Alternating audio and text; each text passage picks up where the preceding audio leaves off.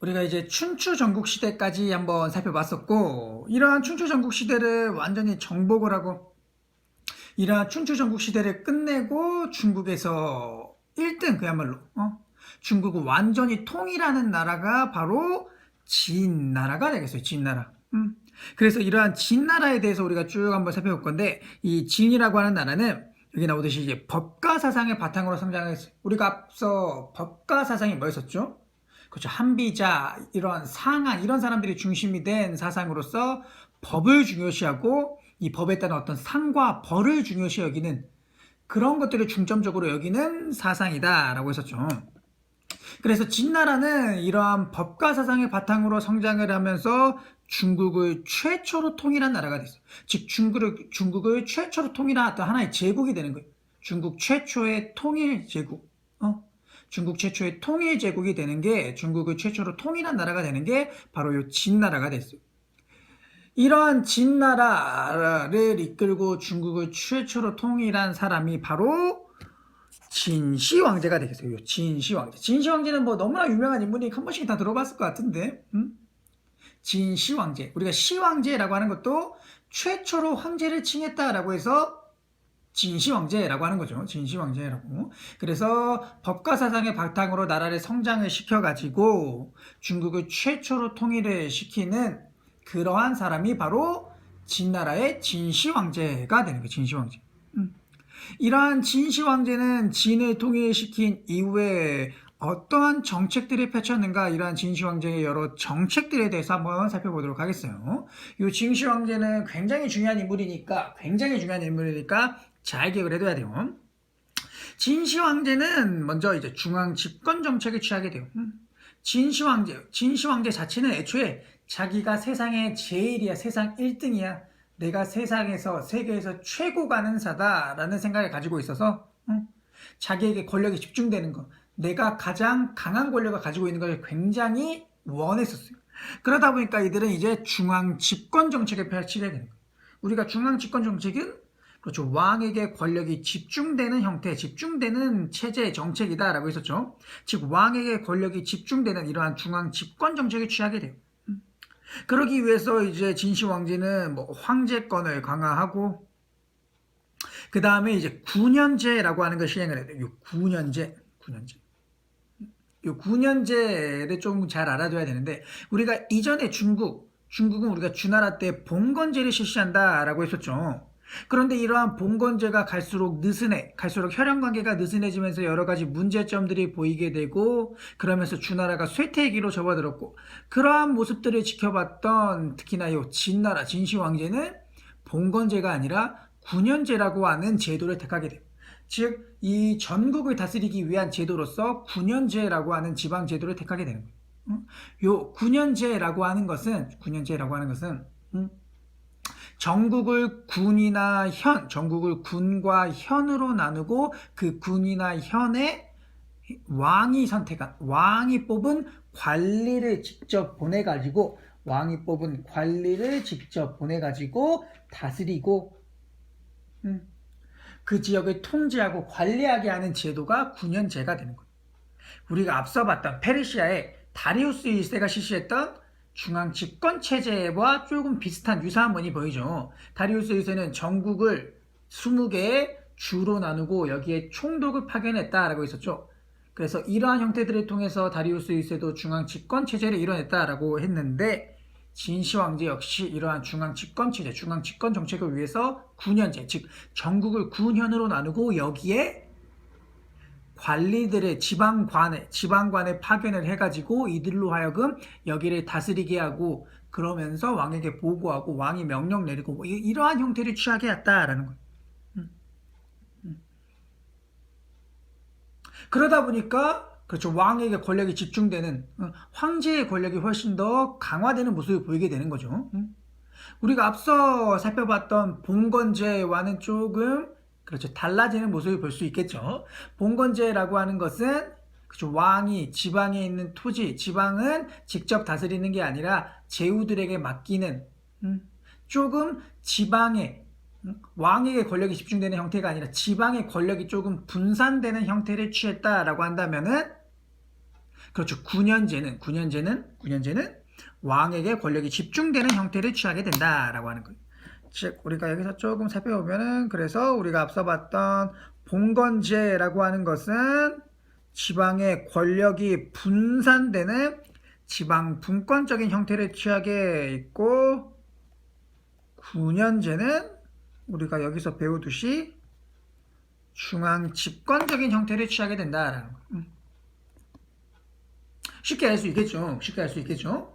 즉 9년제라고 하는 것은 전국을 9년으로 나누고 여기에 지방관을 파견을 해서 다스리게 하는 왕에게 권력이 조금 집중되는 형태를 보인다라고 하면은 봉건제라고 하는 것은 그렇죠. 지방을 왕이 직접적으로 뭐 관리를 파견하고 이런 식으로 다스리는 게 아니라 제후들에게 그러한 토지를 주어서 제후들이 알아서 다스리게끔 함으로써 왕에게 권력이 집중되기보다는 지방의 권력이 분산되게끔 하는 제도였다라고 하는 거죠. 이렇게 진시 황제는 황제권을 강화하고 9년제를 시행하면서 중앙 집권 정책들을 펼쳐나가고 그 다음에 또 하나는 이제 사상도 통일하게 돼요. 사상이라는 것도 우리가 앞서 춘추 전국시대 제자백가로서 여러 사상들이 전국에 있었는데 이렇게 여러 사상들이 전국에 쭉 퍼져 있다 보면은 아무래도 그렇죠. 왕이 시황제, 이 황제가 직접적으로 황제가 권력을 중앙에 집중시키면서 전국을 통제하고 다스리기가 굉장히 어렵다 보니까 사상을 하나로 통일하는 거예요. 뭐로? 당연히 법가로 통일하는 거겠죠. 법가 사상을 바탕으로 성장해서 통일을 이뤄냈으니까 법가 사상을 바탕으로 해서 그래서 사상을 통일을 하면서 다른 많은 사상들, 학문들을 이제 통제하고 억제하게 되는데 여기서 등장을 하는 중요한 사건이 바로 요 분서갱유라고 하는 거예요. 분서라고 하는 말은 책을 불태우고 유학자들을 파묻는다. 땅에 파묻는다는 소리. 땅에 파묻는다. 교과서 우리가 35페이지 중간 부분 보면은 분서갱유라고 나오는데 그래서 진시황이 이사의 건의를 승인해서 뭐 백가의 저서를 몰수해서 불태워버리고 즉 책들을 불태워버리고 즉 다른 사상들의 책들은 불태워버리고 그 다음에 쭉 보면은 뭐 460여 명의 부자자 모두 파묻혀 죽였다. 많은 학자들을 파묻혀 죽였다라고 하는 거예요. 즉 이러한 백가의 많은 저서들을 불태우고 많은 학자들을 파묻혀 죽임으로써 사상들을 통제하고 억제했다라는 거예요. 그걸 통해서 이 법가를 제외한 다른 사상들은 다 억제를 하면서 법가로서 사상을 통일하려고 했다라는 거예요. 그 다음에는 또 화폐도 그 당시 이제 반량전이라고 하는 화폐도 반량전으로서 통일시켜버리고 도량형도 우리가 통일시켜버리고 문자도 통일시켜버리는 거예요. 이렇게 여러 가지 것들을 다 통일시켜버림으로써 왕이 직접적으로 나라를 관리하고 통제함으로써 왕에게 권력이 집중되는 그러한 형태를 만들어버린다라고 하는 거예요. 이렇게 이제 중앙에 권력이 집중되는 중앙 집권 정책들을 취하게 되고 그 다음에 진시 황제 역시 이제 또 강력한 군사력을 바탕으로 해서 대외 정책들을 펼치게 되는데 북쪽으로는 그 당시 북쪽에 있던 흉노족들을 조금 몰아내면서 만리장성 우리가 만리장성은 뭐 많이 들어봤죠. 워낙 유명한 거니까 중국의 어떤 대표적인 명소이자 유물이라고 볼 수 있죠. 중국의 대표적인 어떤 관광지 유적지라고 볼 수 있죠. 그래서 진짜 뭐 어마어마하게 높고 어마어마하게 길게 뻗어있는 이 만리장성을 건설하는 거예요. 북쪽에 있던 흉노족들 그 당시 이제 흉노족들 북방민족들을 몰아내고 이러한 흉노족들이 중국으로 침입을 해오지 못하도록 정말 길게 뻗어있는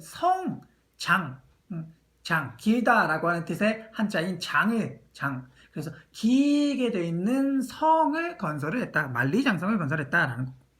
남쪽으로는 이제 베트남 북부까지 영토를 확장을 하는 모습을 보이게 돼요. 그래서 진시 황제는 이렇게 강력한 황제권을 바탕으로 해서 중앙 집권 정책을 취하고 또 강력한 군사력을 바탕으로 해서 북쪽으로 남쪽으로도 영토도 넓히면서 만리장성도 건설하는 이러한 모습들을 보이게 되는 거예요.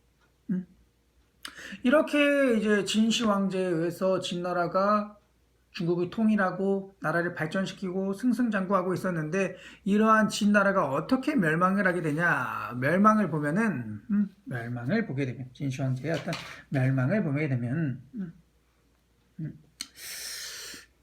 이러한 진나라의 멸망을 보면은 진나라의 우리가 멸망했던 배경부터 진나라가 멸망하게 되는 그 어떤 그 당시 어떤 상황 배경을 보면은 일단은 엄격한 법과 사상이 하나의 문제가 됐어요. 즉 법과 사상 즉 법으로 통치라는 거잖아요. 근데 이 법이 너무나 엄격한 거예요. 뭐 하나 봐주는 것도 없고 뭐 하나 봐주는 것도 없고 무조건 이거 지켜야 되고 굉장히 엄격하게 법을 적용하는 거예요. 엄격하게 법을 적용하고 그 법들이 굉장히 까다롭고 지키기도 그러다 보니까 백성들이 어떤 숨통 목을 조여오는 거예요. 조여오는 거예요. 살기 빡빡한 거야. 너무나 엄격하게 적용을 하다 보니까 거기에다가 가혹하고 강압적으로 또 진시 황제뿐만 아니라 그 다음에서 등장하는 황제 왕들도 굉장히 힘으로 억누르려고 하고 벌만 주려고 하고 이렇게 가혹한 통치를 탄압하고 억압하는 이러한 통치들을 벌이게 되는 거예요. 이렇게 엄격한 법에 의한 통치인 법과 사상, 엄격한 법과 사상과 함께 굉장히 가혹하고 탄압하고 억압적인 통치들이 이루어지게 되고 이렇게 빡빡하게 살아가고 있는 상황 속에서 또한 대규모 토목공사들이 이루어지게 돼요. 즉 대규모 건설들이 이루어지게 되는 거예요. 우리가 앞서 봤던 뭐 만리장성이라던가 또 진시 황제가 살았던 어마어마한 크기의 궁인 아방궁이라던가 이런 것들을 건설을 하게 되는 거예요. 이런 것들. 이렇게 대규모의 토목공사들, 만리장성이나 아방궁과 같은 이러한 대규모의 토목공사들을 실시하게 됨으로써 백성들의 불만이 엄청 높아지는 거죠. 법에 따라서 막 맨날 백성들이 막 벌 주고 처벌하고 거기에다가 굉장히 가혹하고 강압적이고 탄압적인 통치를 벌이니까 백성들의 불만은 쌓아져 가고 그러한 상황에서 계속 백성들 불러가지고 공사판에 불러가지고 계속 일만 시키고 이러다 보니까 이제 백성들의 불만이 계속해서 가득가득 차오르게 되는 거예요. 그러다 보니까 이제 백성들이 여기를 버티지 못하고 반란을 일으키게 돼요. 그 중에서 가장 대표적인 게 이제 진승 5강의 난이 있어요. 그 중에서 가장 대표적인 게 진승 5강의 난이라고 하는데, 이 진승의 5강의 난이라고 하는 것은 그 당시 이제 진승 5강 이런 사람들이 중심이 되어서 일으킨 반란이었어요. 여기서도 이 사람들이 왜 이러한 반란을 일으키게 됐냐? 그 직접적인 계기를 보면은 이 사람들이 이제 대규모 토목공사 이러한 공사판에 이제 노동력을 동원이 되어가지고 거기에 이제 일을 하러 가야 돼. 근데 가다가 중간에 엄청난 막 폭풍우 비를 만나가지고 원래 가야 되는 시간까지 맞춰서 가지를 못하게 되는 거예요. 뭐 예를 들면은 뭐 3월 말일 뭐 3월 20일까지 가야 되는데 비가 너무나 많이 오다 보니까 그때까지 가지 못하게 되는 거예요. 지금 비가 너무 많이 오다 보니까 지금 3월 20일이 다 돼가는데 아직도 가려면 한참 남은 거예요. 근데 이 당시 이제 법에 따르면 이렇게 기한을 지키지 못하면은 엄청난 처벌을 받았어요. 이렇게 폭풍우가 나서 못 왔다 뭐 이러한 예외도 봐주지 않고 그러다 보니까 이러한 진승 5강이 비롯한 이러한 농민들이 어떤 생각을 하냐?